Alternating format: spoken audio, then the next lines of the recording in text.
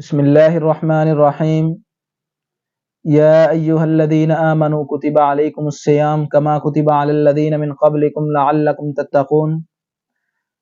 رمضان المبارک کا مہینہ چل رہا ہے، تو اس میں بہت ساری انسان کی جو روٹین ہوتی ہے وہ تبدیل ہو جاتی ہے۔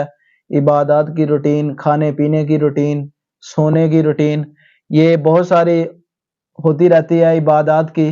تو اس میں جو سب سے اہم بات ہے وہ یہ ہے کہ غسل کا جو طریقہ ہوتا ہے، روزے کی حالت میں رمضان میں انسان روزے رکھتا ہے، تو اس میں غسل کرتے وقت بہت ساری دو غلطیاں جو ہوتی ہیں بہت عام لوگ کر جاتے ہیں، جس کی وجہ سے ان کے روزے پر فرق پڑتا ہے، ان کا روزہ ٹوٹ جاتا ہے یا ٹوٹنے کا خدشہ ہو جاتا ہے۔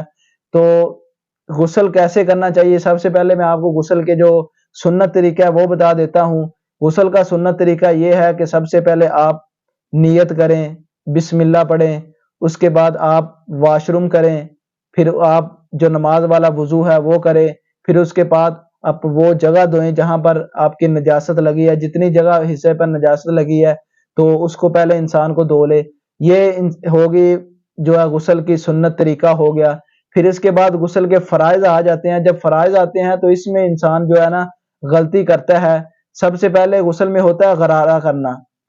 تو غرارہ کرنا کیا ہوتا ہے کہ پانی ڈال کر اس کو حلق تک پہنچانا ہوتا ہے، 3 دفعہ ایسے کرنا ہوتا ہے۔ لیکن روزے کی حالت میں کوئی اگر ایسا شخص کرے گا تو پانی اس کا حلق سے نیچے اترنے کا خوف بھی ہوتا ہے، اور عام طور پر اتر بھی جاتا ہے، آپ کو معلوم ہوگا جو غسل کرتے ہیں۔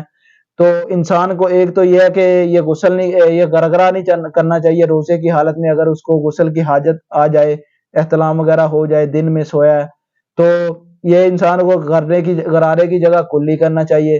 دوسری غلطی یہ ہے کہ انسان جب ناک میں پانی ڈالتا ہے تو اس کو نرم ہڈی تک پہنچانا ہوتا ہے، غسل کا یہ دوسرا فرض ہے۔